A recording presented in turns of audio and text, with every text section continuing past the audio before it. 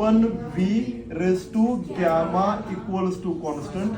दुसरं मला भेटलं ते T raise to 1 V raise to gamma minus 1 equals to constant.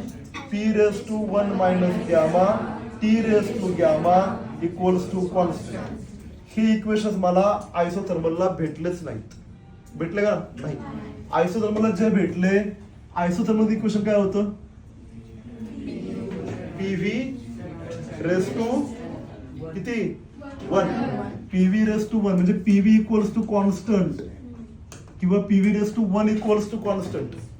माहितीये का? आयसोथर्मलचं हे इक्वेशन कुठून आलं? हे आलं बॉइल्स लॉ पासून.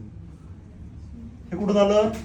बॉइल्स लॉ पासून. ते काय म्हणलं होता? Pressure is inversely proportional with temperature. Okay नाही? Volume with volume. हा, आणि मग व्ही तिकडे गेला म्हणून PV raise to 1 equals to constant आला. इथे ॲडियाबॅटिकला बॉइल्स लॉ व्हॅलिडच नाहीये. ॲडियाबॅटिक मध्ये आपल्याकडे होतं काय? हीटच आतमध्ये येत नाही ना प्रोसेसच्या. हीटचा खेळच तिथं नाहीये. ॲडियाबॅटिकची कविता बघितली होती आपण, तुला आठवतं का नाही आठवत?